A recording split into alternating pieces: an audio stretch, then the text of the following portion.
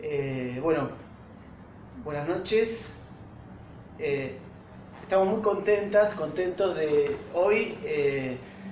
Tenemos nuestro Entrevisión episodio 5. Vamos. Vamos.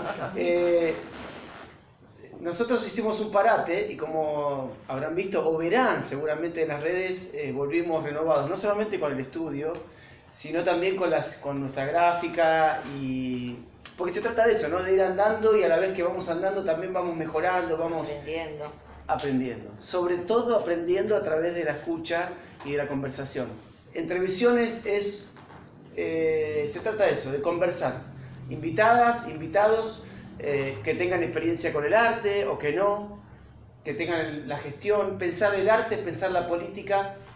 Yo extrañé mucho, te extrañé, Rubén, Alejandra, extrañé invitados, extrañé los miércoles, tuvimos 2 miércoles, ¿no? Sin estar. Sí, pero podemos poner sobre la mesa que nosotros después de esta conversación, no es solamente, ese encuentro también tiene que ver con el encuentro entre personas y los vínculos.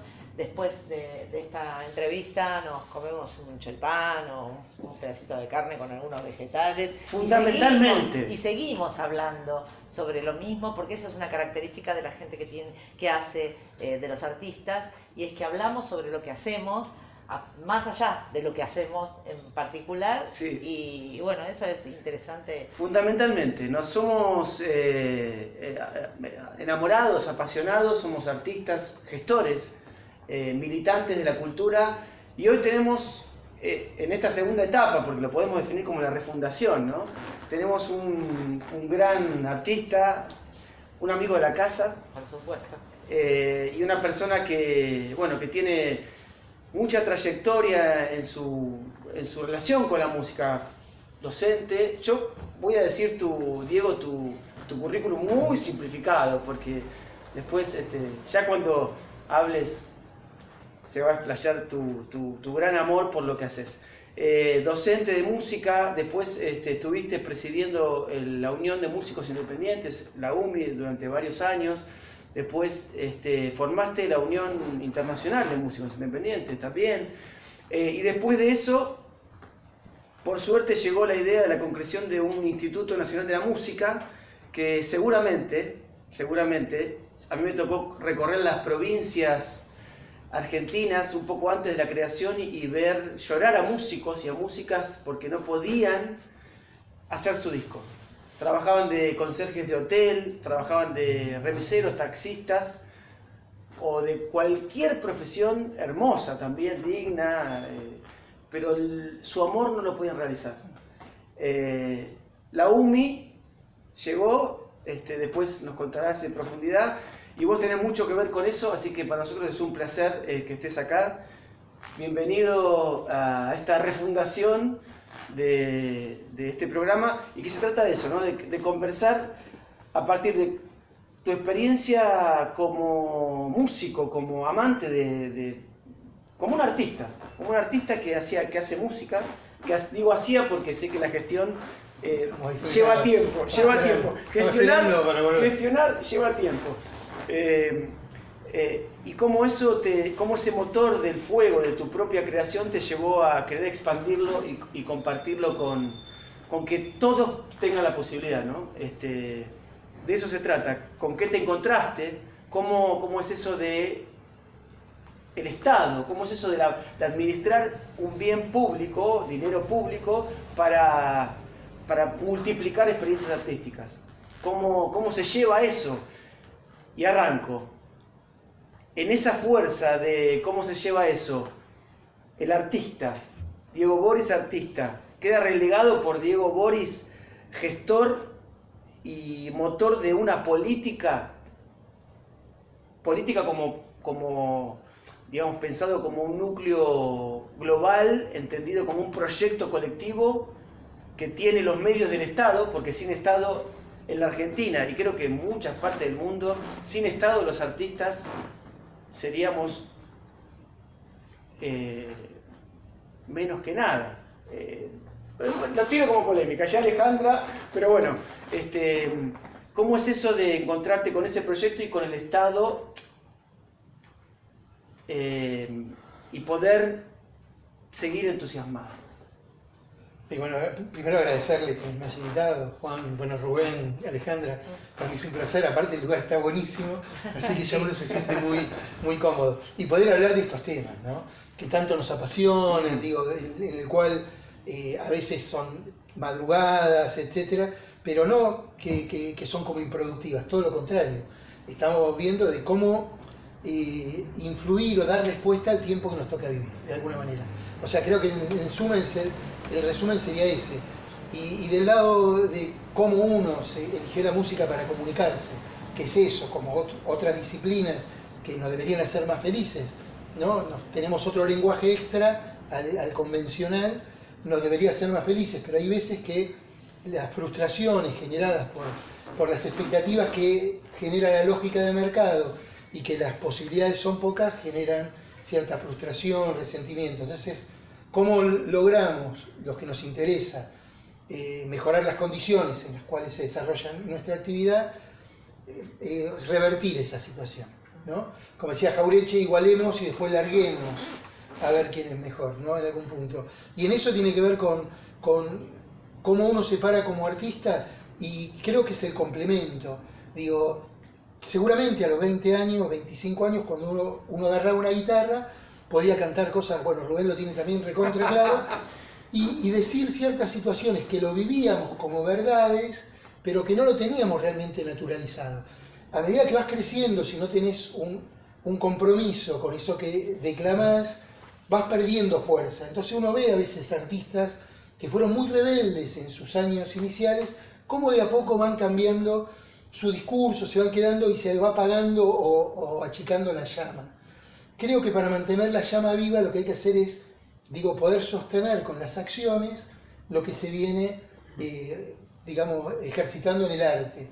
Y por lo que uno piensa es que, bueno, yo voy a volver a hacer música, tengo muchas ganas, y me voy a parar en el escenario con otras convicciones, o sea, creo que mucho más fuertes que las que tenía antes, porque se pudieron hacer cosas, no es lo mismo lo que había antes a lo que se está dejando para las nuevas generaciones, y eso debería reafirmar el compromiso que uno tiene, no por el contrario, aplacarlo. Meto una que tiene que ver con... y cómo después nos vas a contar todo esto que tiene que ver con la cantidad de condiciones que se mejoraron y la posibilidad concreta de realización para tantas músicas y músicos, de toda Argentina. Pero ¿con qué te encontraste? ¿Te encontraste cuando ese proyecto se llevó, del INAMU o de la UMI o del Sindicato Internacional? Tiene la remera de Don José de San Martín, una persona que pensaba no solamente en la Argentina, sino que trascendía la frontera, ¿no? La idea de que tenemos un lenguaje en común, vastos, tantos kilómetros en común, músicas en común, incluso antes prehispánicas, ¿no?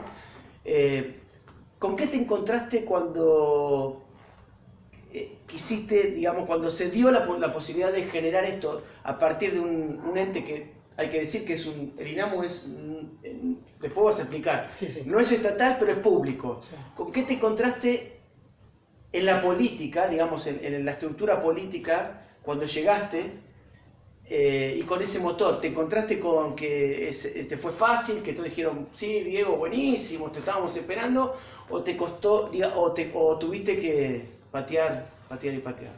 Sí, lo primero que hicimos como un grupo de personas que nos juntábamos era ver qué podíamos resolver nosotros. Después estaba la demanda hacia afuera. O sea, primero juntarnos y organizarnos, que era algo que se debía a nuestro sector. Había experiencias muy claras como la de los actores y actrices que se habían logrado juntar, organizarse, tenían su instituto del teatro, tenían y tienen una asociación que logra un punto de equilibrio entre lo que es la gremiación, lo sindical y la pertenencia. Eso era algo que nosotros veíamos porque... ¿Estás de acuerdo, Alejandra? Sí, por supuesto. Por lo menos lo que veíamos nosotros. No, la verdad que te agradezco porque muchas veces se pone aún para muchos actores y nuevas generaciones sobre el tela de juicio cuál es la función del sindicato de actores y de actrices. Entonces, que lo digas vos, yo no lo puedo decir, pero que lo digas vos la verdad que te agradezco Está bueno. Nosotros veíamos con sana envidia, ¿por qué? Porque uno veía en la asociación, en el sindicato, a personas que estaban en la actividad, o sea, en la historia inclusive, y en la actualidad, personas que son del gremio, o sea, mientras que por ahí en nuestra actividad era más complejo ver a personas activas, digo. Entonces, ¿cómo se lograba encontrar una asociación que pueda tener personas activas en la actividad, justamente, pero que se junten para cambiar una realidad, digo? Entonces era eso, mantener la actividad y juntarse para cambiar la realidad.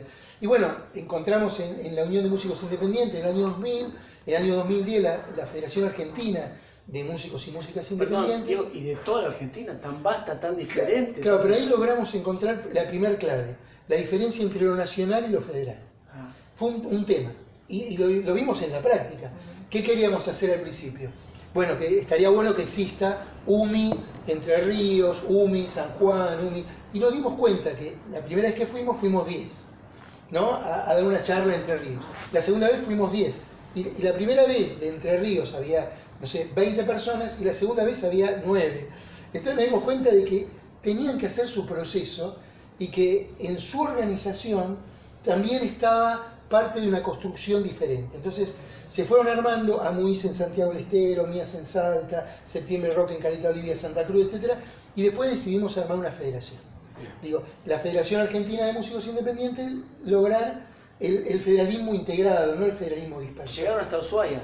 Digo, llegó a estar el BIF en su momento, en Músicos Independientes, pero más, llegamos hasta la Antártida. Hasta la Antártida. Pero para tocar, por la ley de la música, con una bandera que decía, los músicos por nuestros sueños, vamos hasta el fin rock del mundo. En la Antártida, sonó rock en la batería, en Marambio. Derrita el hielo.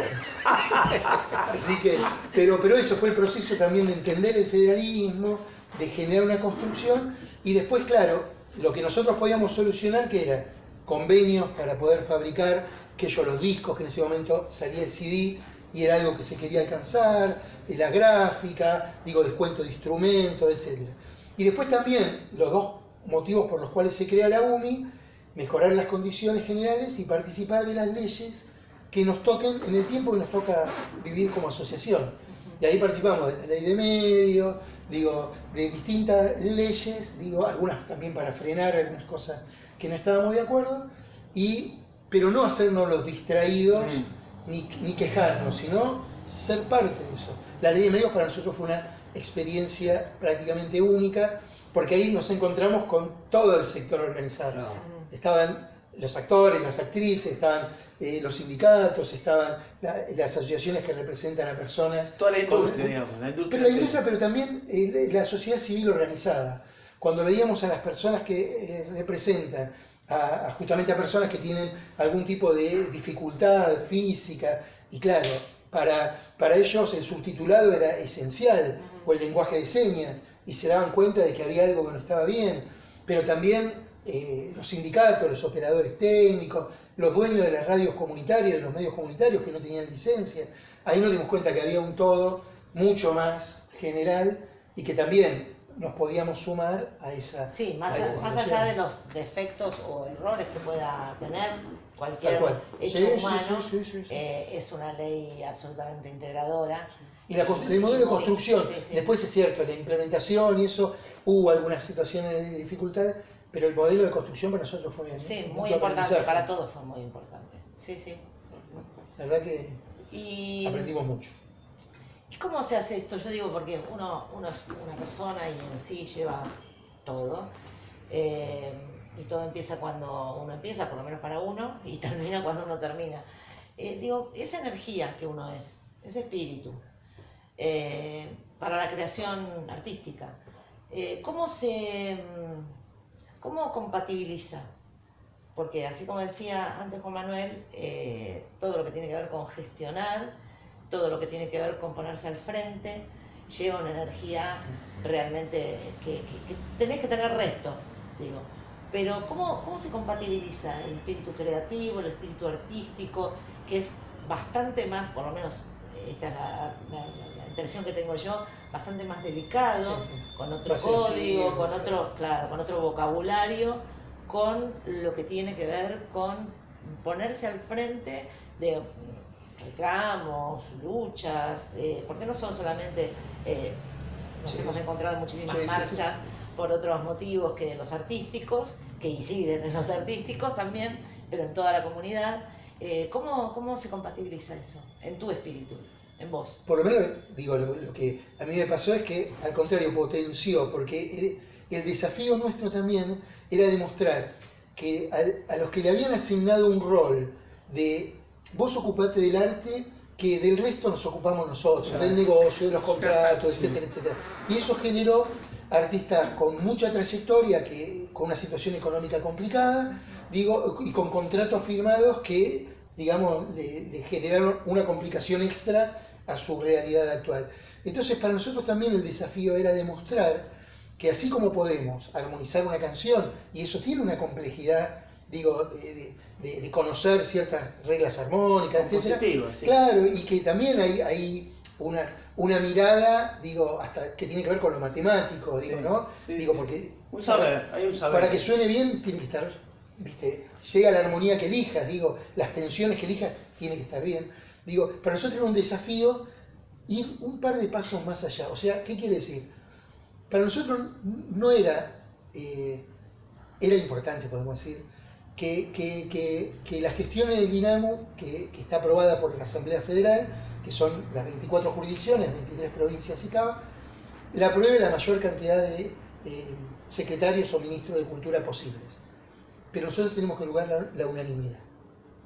Demostrar de que podíamos, de hecho, 6 asambleas, las 6 votadas por la unanimidad, toda la gestión del INAMU, pero porque somos músicos. Entonces tenemos que demostrar que podemos ir mucho más allá que cualquiera. O sea, el compromiso en la gestión es, los músicos estamos a la altura, y más, de gestionar como cualquiera. Claro. Pero demostrar que estamos hasta un poco más a la altura. Porque saben, pero aparte porque nos desvalorizaron históricamente. Claro. Entonces el desafío, a los artistas en general, el desafío es, nosotros no tenemos la capacidad de gestionar, nosotros tenemos la capacidad de crear, y crear también es gestionar en algún punto. Bueno, entonces, hasta se pone en duda, o se ha puesto en duda en todo este tiempo, si tenemos el derecho a opinar. Bueno. ¿Viste? Cuando salen diciendo, ¿y esta por qué habla? Claro. Entonces, ¿cómo no va a ser con esto de que tenga que ver con la gestión? ¿Sos capaz de hacer esto? No, vos dedicate a la música, vos dedicate a la actuación, y vos decís, no, yo conozco mi terreno, conozco, y bueno, juntémonos y pensemos.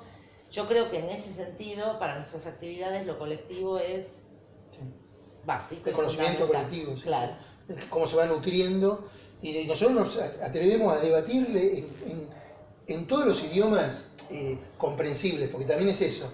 Si algo no podemos comprender, es que hay algo raro. Digo, entonces, si no se le puede traducir al lenguaje de las personas normales que pueden comprender un contrato, ¿por qué un contrato lo tiene que interpretar un abogado? Claro. Lo tenemos que interpretar nosotros. Y si lo tiene que interpretar, hay algo raro.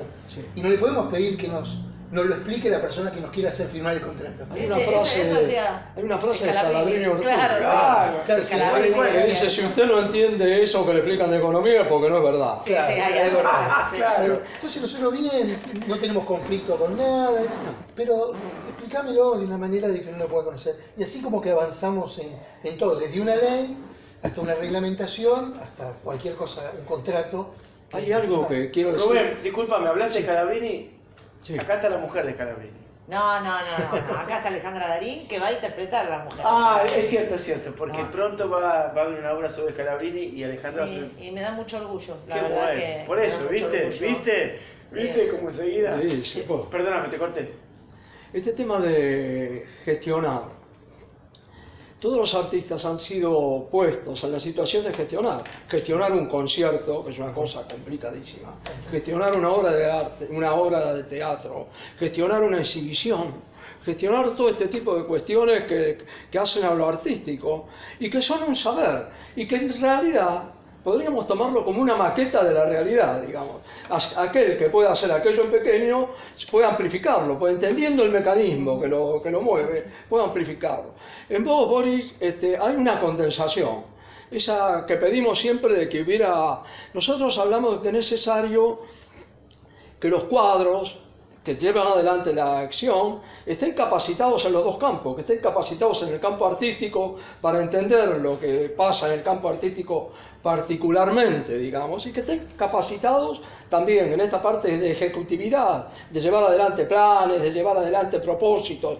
Grabar un disco es una cosa himaláyica, significa un trabajo extraordinario, quizás durante un año, hacer un film, armar un ballet, armar una obra de teatro con 10 personajes. No sé, digo, no es lo mismo, pero ese saber de los músicos, de hacer que las disonancias no sean disonantes, haciéndolas sonar más lejos y generando otro tipo de armónicos, tiene que ser aplicado en la realidad. Del mismo modo que la armonía está en los cuadros, está en el modo como se compone el cuadro, que está en el modo como se compone una obra de teatro, cómo ocupa el cuerpo, el espacio, todo son ejercicios de armonización, son ejercicios de poner fuerzas contrarias que están enfrentadas en conciliación de algún modo. Hay dos modos de las fuerzas. Las fuerzas de oposición deben conciliar, deben juntarse, ¿no? Ese es el trabajo. Y en cualquier actividad humana está. O sea que es un saber que cualquier artista más o menos desarrollado lo tiene. Ahora, convertirse en un ejecutivo estatal, es decir, llevar adelante, significa pulso, significa tener claro el rol, significa colocarse, ¿no? O sea, no hay lugar para el zarpe ahí, de hecho es muy estricto, ¿ven? Y los límites. ¿Y amor? ¿Amor también? ¿Amor también? Amor en todo, barriendo el piso, amor también, Bien. Cualquier cosa. Si no hay, no se puede hacer nada.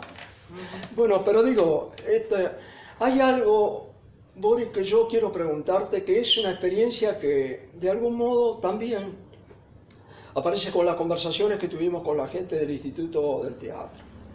Y es que en esta actividad, en este momento, se plantearon reunir a todo el conjunto de lo que llamaríamos la industria teatral o el quehacer teatral. ¿Hay algo de eso en la acción del INAMU actualmente? De poder sentar en una mesa a todos aquellos que aparecen como irreconciliados, porque es como una comida familiar, es decir, donde hay algunos que están peleados entre sí, pero hay que juntarse, es Navidad y hay que juntarse, esta es la situación, ¿no? Justamente en este momento se está en una situación así, porque justamente en este momento, ahora, en estos días, porque se iba a alargar una convocatoria de un sector, eso tuvo como una reacción muy fuerte en otros sectores, y estamos tratando, bueno, por lo menos nosotros, de ofrecer ese punto de encuentro como para incierto, digo, no puede haber alguien que toma ventaja de una situación complicada, digo, y acá hay derechos que defender y derechos que construir. Entonces, por un lado, y por suerte, los técnicos escénicos se fueron organizando, los ingenieros y técnicos de audio se fueron organizando, los músicos independientes se fueron organizando, existen los sindicatos hace mucho tiempo, las entidades de gestión colectiva, existen ahora una asociación de managers, de productores. Bueno, hay que ver en ese contexto cómo se logra encontrar digamos, una causa que nos pueda aglutinar, entendiendo de que hay situaciones que son contrapuestas, porque el lucro de alguien va en detrimento del salario de otra persona, entonces es imposible evitar cierta contraposición de intereses. Pero bueno, también en una actividad que está muy deteriorada, nadie se salva solo, sería imposible pensar de que alguien se salva solo. Entonces estamos justamente en esa situación. momento. Sí. O sea, que quiere decir que consultan, ¿no? O sea, que ustedes van a, digo, porque dijiste, estábamos por lanzar algo, pero... No es que estamos por lanzar, estamos tratando de acordar diferentes intereses que a veces no se dan por las consultas, sino se dan por las tensiones, de las cuales el INAMU puede llegar a ser el aportante de la solución. O ese espacio para la comunicación. Tal cual. Claro. Sí, pero digo, es inevitable las tensiones, no está mal, se defienden derechos, intereses, Claro. Y esto va a ser siempre natural. así. Me gustaría, Diego, Ale, Rubén, contarles, el INAMU es un organismo que tiene pocos años, ¿no? Para la historia política de la Argentina, ¿cuántos? Y el INAMU, que está en funciones, 7 años. 7 años, solo 7 años, un organismo que, para contarles, financia, nosotros como actrices, actores, sabemos por nuestra actividad que el Instituto Nacional de Teatro se creó en el 98.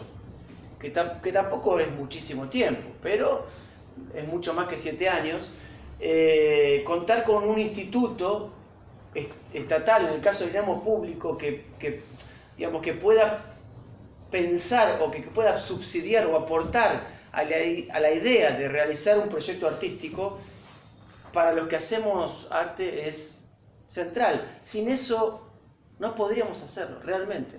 No se podría hacer una obra, o podríamos hacerlo muy esporádicamente. No digo que no, pero no sé, lo pongo en duda. Sí, estaría mucho más acotado. Mucho más acotado. Ahora, también quiero decir, la importancia de la música la sabemos. Hablamos de la memoria. Ayer nosotros tenemos un programa de radio con Alejandra los martes, pasamos el chivo, 22 horas, y hablábamos un poco de la memoria. Vaya si la música no rescata la memoria, federal, latinoamericana, regional. Lo importante es que esos músicos de cada punto recóndito de la Argentina y de toda la América puedan ejercerlo, es fantástico. Ahora, también me gustaría preguntarte, Diego, ¿costó instaurar la creación del INAMU? Porque les quiero contar, el INAMU se crea por decisión de Cámara de Diputados y Senadores, todos votos a favor, ni un voto en contra, ¿me equivoco? Fue unanimidad. Unanimidad en las dos cámaras, digo. Me gusta esa palabra. Sí. Digo, arte y política, la política. El desafío de decir, hay que convencer a todos. Sí. Hay que No, bueno, convencer a no todos. por imposición, ¿Cómo fue? sino con argumentos. Y fue mucho tiempo de trabajo, de convencer. Me acuerdo que había una senadora que quería que vuelva a comisión y todos los músicos le decían, pero estuvo tanto tiempo en comisión, había hecho muchas modificaciones y eso. Pero también es cierto que, por lo menos las personas que participamos, lo vivimos como un derecho ganado. O sea, se consiguió el dinero, no había nada, se consiguió el dinero, fuimos por un modelo, resignando fondos, por un modelo de ente público no estatal, pero que todo lo que se dijo en las asambleas, no nuestro asambleario de 1.500 músicos que nos oponíamos a una reglamentación de una ley de 58. Digo, lo que nació asambleario con los grupos de trabajo, se organizó la asamblea, lo llevamos hasta el día de hoy. O sea, ¿quiénes son los que definen los beneficiarios del INAMU? Los consejos regionales que están integrados por representantes de asociaciones de músicos. Digo, o sea, no se bajó ni una bandera.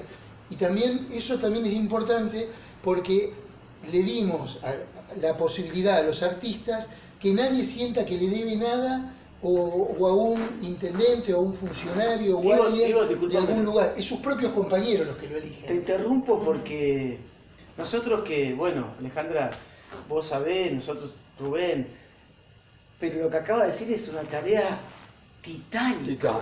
Pero realmente titánica. Consejos, hablaste de consejos regionales, intendencias, diputados, senadores, despachos, o sea, vos tuviste que, concreto, golpear puertas y decirle, hola, soy Diego, vos. Sí, Estábamos en el Senado con la mochila, digo, para contar que con el MP3, con los parlantitos para mostrar las elecciones, pero nuestros compañeros y compañeras fueron fundamentales. Sí. El Flaco Spinetta fue el primero que se filmó diciendo, yo, Luis Alberto Spinetta, apoyo incondicionalmente la ley de la música. Teresa Parodi, mucho antes de ser ministra, apoyando la ley de la música, Eliana Herrero, Miguel Cantil, Lorito Nevia. Digo, los artistas fueron fundamentales. Y también ellos encontraron una causa en común. Pero también cuando Ninamu recuperó el catálogo de Music Hall, tuvimos la posibilidad de darle a León Gieco sus 10 primeros discos. ¿Qué sería? Contar el catálogo. Claro. Había una causa que también tiene que ver con algo familiar. Sí. Digo, a veces también esas cosas tienen que ver con algo familiar. Mi hermano era como la revelación en la música en el año 81-82. Era el dúo Fantasía. En la revista Pelo salía Revelación, quinto mejor compositor y eso. Era en los años, principios de los 80. Digo, y él firmó un contrato con una compañía que, como cuando al principio que le iba bien, tenía 20 años, después eligió a otro grupo y a ellos le dejaron relegados. Mi hermano se quiso ir de la compañía y le mandaban la renovación automática por telegrama, que eran por 12 años más. Claro. Cuando para irse firmó una rescisión que era peor que el contrato original y ya no podía cantar sus canciones. Sí, era una esclavitud. Un delirio. Claro. Mi hermano dejó de hacer música a los 23 años. siendo que lo paraban por la Por calle. eso, por ese- y claro, y Claro. personas muy sensibles. Digo, yo era un poco más chico, dije, bueno, por ahí no pasa la construcción de un proyecto a largo 23 plazo. años. Entonces me dice músico independiente, fundamentalista, ultraortodoxo, religioso. Entonces vi una causa. Y fíjense ustedes, años después, cuando logramos recuperar el catálogo de Music Hall, mi hermano había firmado con Music Hall. El Qué contrato. bárbaro, sí, Cerró todo el cerró círculo. claro. Le pudimos dar, pero a León Gieco sus 10 primeros discos, a Miguel Cantillo, a Gustavo Santaolalla, a Cerú Girán, La Gracia de las Capitales. Claro, porque no- Music Hall es Espera, un espera. sello, ¿no? ¿Me explicás a mí que no sé qué significa esto de tenían el contrato con Music Hall Sí. y ustedes lo recuperaron? ¿Qué significa Claro. eso? Que estaban atados a una empresa, Sí, su producción estaba Claro. atada a una empresa. El Music Hall era el sello argentino más importante durante muchos años. Sí. Parecía una multinacional, Sí. pero era un sello nacional. Tenía muchísimo catálogo, Piazzolla, Sí, Piazzolla. digamos, Daniel Toro, del rock tenía de Arcoíris, León Gieco, Los Gatos Salvajes, Papo Blues, Cerú Girán, Wow. Miguel Cantilo, Raúl Porcheto, pero Rubén era Rada, pulpo. La Pesada del Rock and Roll, digo, Miguel Mateo Isás. Y esos todo contratos eso. que tenían con esos músicos les daban el derecho sobre la obra de Claro, los lo que pasa es músicos. que el fonograma lo había pagado la compañía con los estudios de grabación. Pero la compañía fundió en el 94. Entonces, esos discos estaban en un litigio judicial, 20 años sin poder salir. A ver de quién eran. Estaban en una quiebra, En un limbo. digo claro, donde decían, bueno, se vendieron los autos, se vendió el estudio, le pagaron a determinadas Los personas. contratos eran por eternidad. Claro, sí. Sí, sí, por eso digo. No, hasta por siempre. Sí, sí, sí, sí. En realidad en el fonograma son 70 años después de que salió a la venta. Digo, son 70 Sí, años. la vida, va. Digo, La vida. sí, olvidarse. Sí. Bueno, Y ahí nosotros más o nos metimos menos. en la quiebra, recuperamos todo eso y le dimos a León la administración de sus 10 primeros discos, Qué a Santaolalla, ¿Hace lo de cuánto se Arcoíris. murió? Esto fue el principio del 2016. Fantástico. Digo, Popeye. y vino Charlie, vino David, digo, fue una cosa Sí, sí. hermosa, pero el hecho de poder darle a ellos algo que tanto nos habían dado estéticamente. Sí, no, aparte devolverles algo. Claro, en realidad nunca les había pertenecido porque lamentablemente los fonogramas y con contratos muy leoninos, porque tenían unas Sí, regalías terrible, mínimas, etcétera, terrible. son de las compañías discográficas. Pero claro, al INAMU recuperar eso, la quiebra, comprar lo de la quiebra, logramos dárselo a ellos, INAMU se quedó con el derecho de productor fonográfico, le dio todo lo que es sincronización, venta de físico, venta de digital, etcétera, y la administración a los músicos, y lo que se cobra de derecho de productor fonográfico es un derecho intelectual, se aplica a un proyecto que es fomento para los artistas que nunca grabaron un disco. Acá hay un ejercicio de la memoria Cerró por del que todos vos lados. hablabas. Cerró. Vos hablabas de la memoria. Aquí está la memoria. Ah, En un hecho. quiero saber, ¿qué te dijo tu hermano? Mi hermano ahora, por suerte, la pasó muy mal, yo la voy a ver ahora, vive en Villa Gesell. Sí. León, que en su momento le dio una mano, Sí. digo, a León cuando grabaron en el 82, ahora le mandó una canción para que graben juntos. Entonces cuando voy yo para ahora, a mediados de agosto, vamos a completar la grabación, entonces guay. seguramente va a volver. El fantasma de Canterville se llama el tema. Qué bueno, León, qué tipazo, Sí, tipazo, sí, qué bueno. tremendo. Sí, palabras tremendo. mayores, Uno no palabras. cuenta todas las cosas que hace porque sé que a él no le gusta contarlo, Sí, sí. pero sí, es un Palabras compañero de mayores. actividad. Te escucho Extraordinario. y seguramente me estará escuchando mi viejo que es un rockero. Rockero viejo. Sí, rockero viejo que estará con esta historia, capaz que la conoce. Y eso tuvo que ver el INAMU, tuvo que ver el INAMU. Sí, para eso estudiamos el expediente, porque no nos pueden ganar en lo formal. Es lo que O sea, decía. ese es el asunto. Nosotros tenemos que dar, ya que somos medio obsesivos, Sí. la obsesión la ponemos ahí. Che, este pilón de expediente, ¿quién lo va a leer? Nadie. Bueno, nosotros lo vamos a leer. Porque había años y años de decir, no, Music Hall se vendió a México, lo Sí, compró claro. tal grupo, no, se vendió a Paraguay. Claro. No, entonces nosotros leímos el expediente, dimos cuenta de que todo eso estaba resuelto en la quiebra, hablamos con la jueza, la esperamos lo que había que esperarla, si había que esperarla. Perdón, días, Diego, y la cuando esperamos. vos decís lo leímos personalmente, porque yo creo que la parte humana que necesita el Estado, ¿no? Digo, cuando hablamos de batalla cultural o de artistas que se meten a Esa gestionar tenacidad. esa tenacidad humana que hace central, y después vamos a hablar, hace central de que hoy tengamos este Estado por suerte y no otro, un Estado presente con la música, con las actrices, los actores, con la cultura en general, con los espacios culturales. porque estamos transmitiendo acá de un espacio cultural que queda en Constitución, que sobrevivió también gracias a una política cultural que ayudó a que sobreviva. Pero y cuando decís eso, esa parte humana, ¿vos mismo leíste la ley o te pusiste Con amigos? Esteban Agatielo, que es músico, que es presidente de la FAMI, de la Federación Argentina de Músicos Independientes, que es músico y abogado, y yo nos pusimos ahí a leer, ¿Te pusiste a leer? pero porque digo, es lo que nos corresponde. Bien, claro, Y después sí. fotocopiamos absolutamente todo en la quiebra para saber lo que estábamos comprando, fuimos a la Dirección Nacional de Derecho de Autor, certificamos de que eso estaba bien, y entonces ofrecimos una suma, 2.450.000 pesos. Digo, estamos hablando de unos patrimonios culturales más importantes de Argentina. Sí.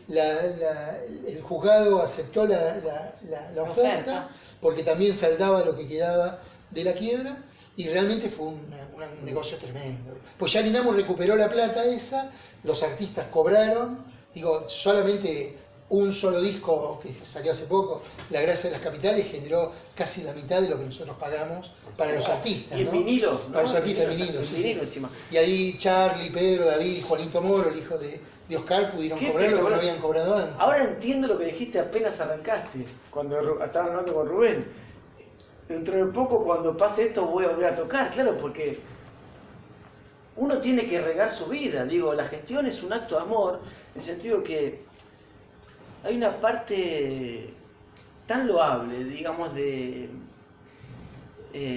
que creo que es, y digo un paréntesis, me contaron que a Diego le gusta, cuando no le gusta viajar en avión porque el avión va de una ciudad a la otra y te gusta ir en micro, no sé si, me contaron esto. Cuando puedo, sí. Te gusta el micro para parar en todas y parar en todas, y bajar en todas. No se puede decir. Cuando se puede, bueno, eso una intimidad.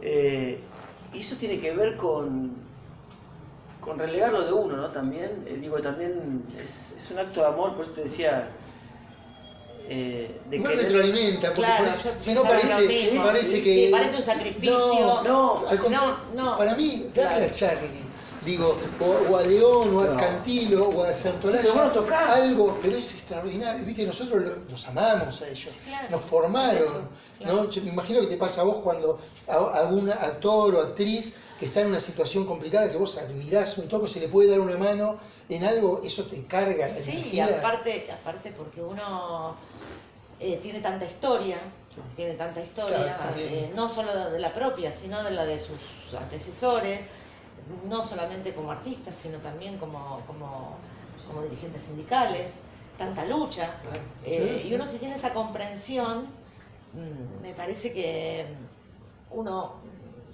hasta por inercia, vas, esto que vos decías, de leerte todos los expedientes, sí, claro, es eso lo que hay que hacer, porque no es solamente, es también la organización, sí, nosotros los artistas, tanto actores, actrices, músicos, pintores, pintoras, sí tenemos la cabeza volada, pero hasta ahí. Sí.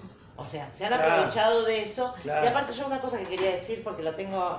Sí, pero no. Me viene. Pero mirá la cámara, por favor. la cámara. No, lo que quería decir era vos al principio de esta charla, hablaste de la presencia del Estado en estas cuestiones que tienen que ver con lo artístico. Sí. Yo pienso que el valor de la cultura es un valor de una sutileza para la sociedad. Para nosotros no, para nosotros es esencial, pero para nuestra sociedad es de una sutileza tan grande que a mí me sorprende, de verdad, mucho. Me sorprende lo atrás que estamos con todos los derechos, ¿no? Y que hemos estado, y que estas luchas tienen que ver con equilibrarnos un poco con el resto de los trabajadores de nuestro país. Pero me sorprende mucho en este tiempo que estamos pasando la pandemia, la cuarentena, cómo han descubierto la importancia de la música, de las películas, de las obras de teatro. Digo, lo que para nosotros es algo que está absolutamente, nos inunda la vida, para la sociedad en general, digamos, es como un descubrimiento. Entonces, quizás sea más fácil en esta época poder explicar algunas cosas de nuestra actividad, y que es una lucha que me parece que estuvo en actores y que sigue estando, aún a veces hasta para los mismos actores y actrices, y debe pasar un poco con los músicos también, que tiene que ver con, sos artista, pero sos un trabajador. Entonces, compatibilizar esa idea de que vos haces lo que querés, lo que te gusta, lo que estás llamado a expresar en tu vida, pero además sos un trabajador, y ser trabajador no significa que te rebaje tu parte artística. Al contrario, como bien vos decías, es ir un poco más allá. Entonces, es esto lo que estamos tratando de explicar desde las gestiones de todos los organismos que tienen que ver con la actividad artística. Y sobre todo, inclusive en la música, digo, trabajás a veces el doble o el triple, porque desde el vamos, digo, el hecho compositivo, digo, lleva su tiempo, su inversión, el poder desarrollar una habilidad para poder tocar, etcétera. Discépolo, por ejemplo, en uno estuvo un año buscando una palabra. Digo, o sea, y en un momento le preguntaban a Lito Nevia, ¿cuánto tardaste en componer Solo se trata de vivir?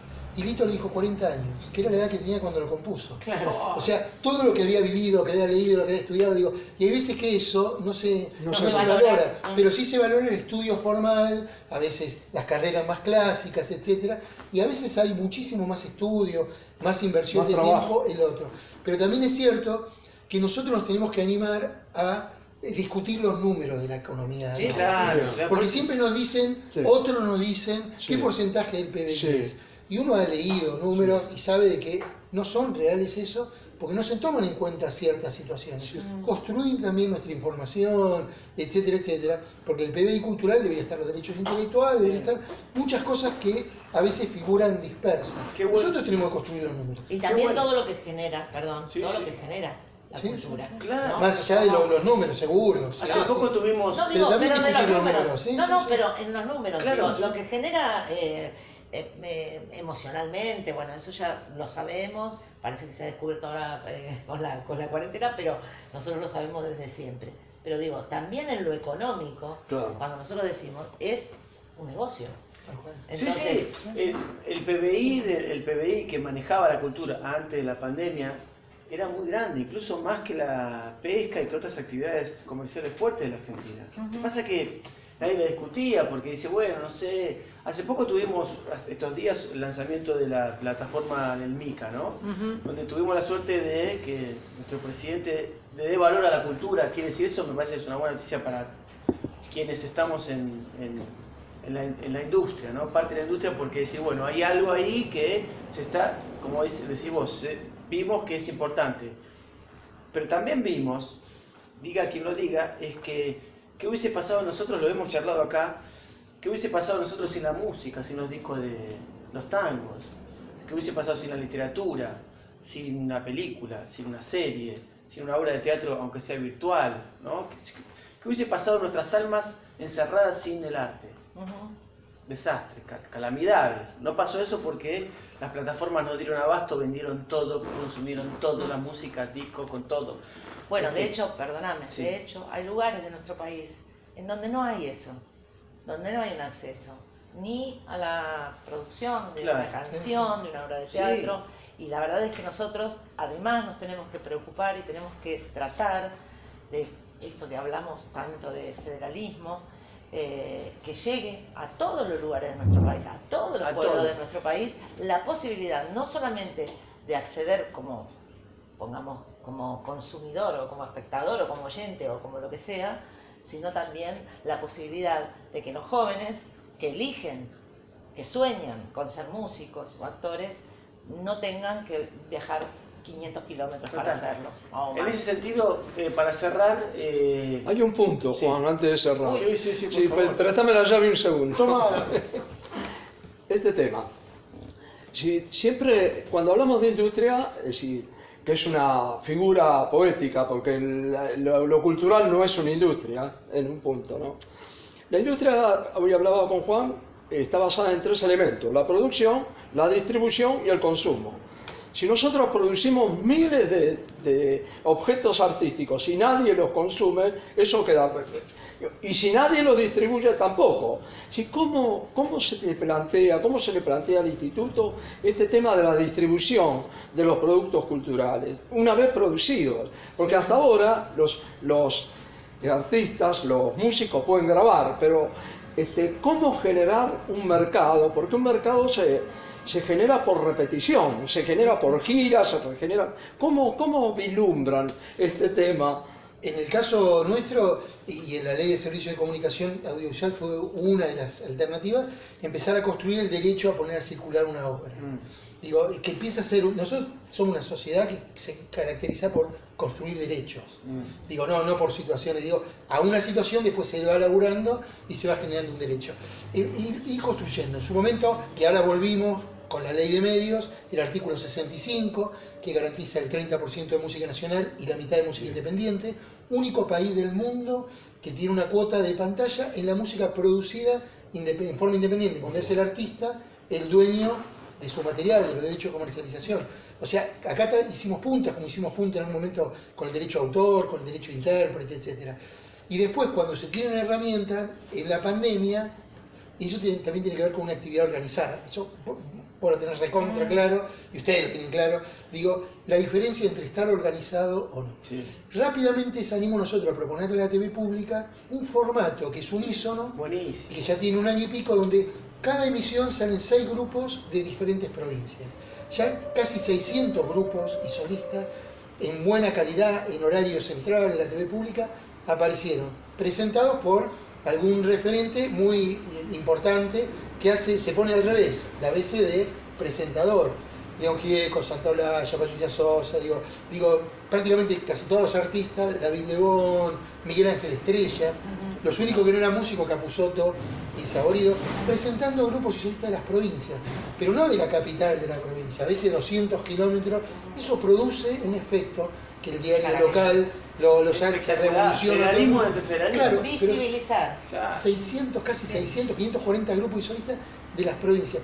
Genera herramientas y claramente funcionó de rating, sí, por eso estamos hace un año y medio. Digo, o sea que también buscar los formatos con informes, etcétera, y que los músicos sientan, y músicas que son protagonistas, no espectadores. La idea de toda esta ley es eso, es que el Estado dé herramientas a la sociedad, el INAMU, para que la sociedad pueda hacer política cultural a través de sus artistas. No es el Estado en forma directa. El Estado de forma directa es el Ministerio de Economía, de Cultura, haciendo política cultural para la sociedad. El INAMU tiene que hacer política cultural para la actividad musical. Sí, claro. Esa es la diferencia. Pero a través de los artistas. Diego, el tema Sí, de la que no es lo mismo Sí, que el sindicato, porque el sindicato lo que hace es defender los derechos Los derechos, laborales tal y cual. conseguir Y el tema de la actuación. condiciones de trabajo. Porque estamos en hora, Sí, sí. Diego. Pero antes, Sí, no, ¿no por eso. trajo? Dos cosas. Un poco tenía que decir lo que decía Rubén, que explayaste lo que están haciendo, esto del federalismo del federalismo, ¿no? Porque siempre hablamos de lo unitario, y lo unitario no es solamente de Buenos Aires respecto de la Argentina, sino que de las ciudades respecto de las periferias, de cada ciudad de la De las Argentina. capitales. De las ciudades centrales, ¿no? La grasa de la capital. Claro, eso que decía Charlie.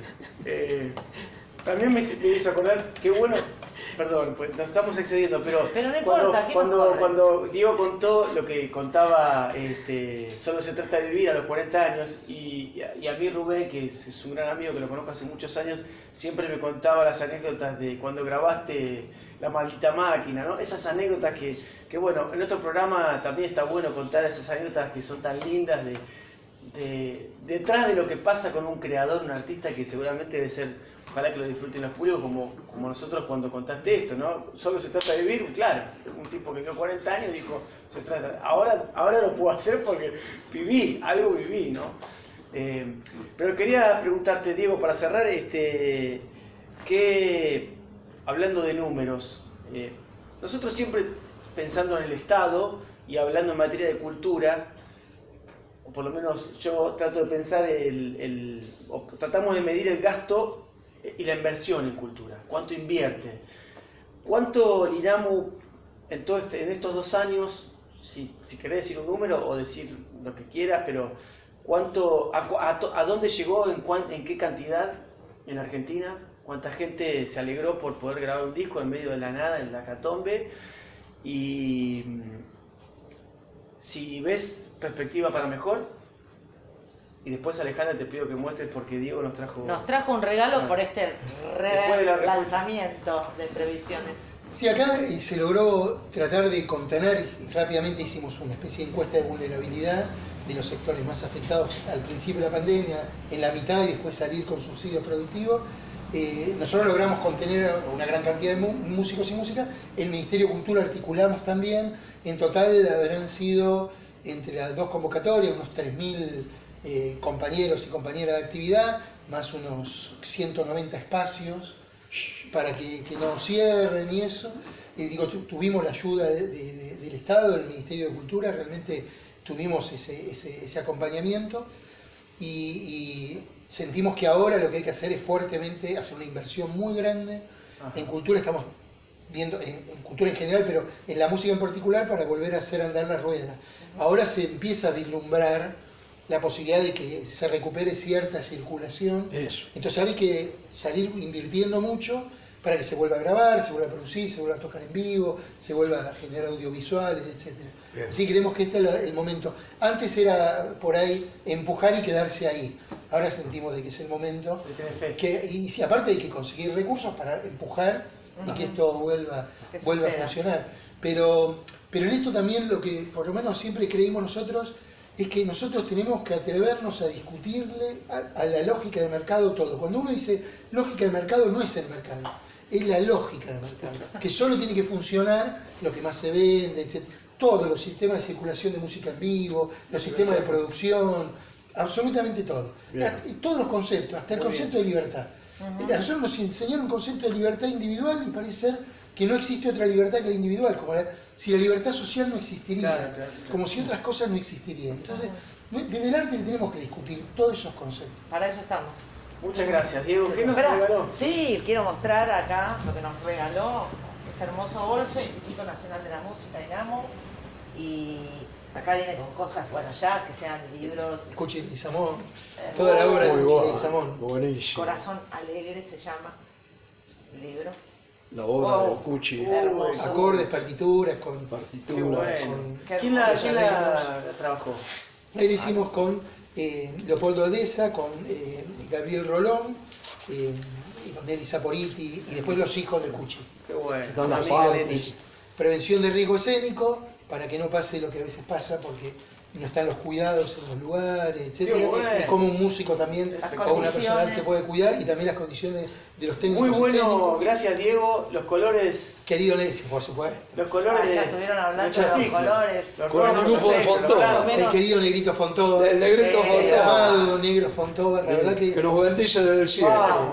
Bueno, muchas gracias, Diego. Ahí escribe desde Silvio Rodríguez, Pero es que hay más, ¿eh? Hay más. Jorge Drexler. Acá me vino esto que me lo voy a Teresa, poner ya, porque hay que Barbijo. seguir cuidándose. Este hay color que también tiene vacunarse. lo suyo. Y a mí me viene bárbaro hoy esto. Así que yo Bueno, voy a terminar también esto. queremos decirle que gracias, Gracias. Diego, estamos acá porque estamos vacunados. Sí. Es el camino a todo lo que dijiste, a todo lo que nos viene, a poder estar con volver que el público Pero vuelva. falta la batería Bueno, nacional. La voz Bueno. cantada, Muy derechos bien. intelectuales. Homenaje a los fabricantes. Nos vamos a quedar con los regalos, nos despedimos. Muchísimas gracias a todos por estar ahí. Gracias, Diego. No, Gracias, Diego. Gracias. Bueno, Y hay ya, otro bien. más, espera. La voz vemos el cantada. próximo La voz miércoles. cantada, manual de formación. Muy bueno. Wow. Hay manuales. Un montón de libros, gracias por Los todo. vamos a, las tapas las vamos a fotografiar y las vamos a publicar. Y barbijos. Todo esto va a estar Dinamo. Chao. La patria es...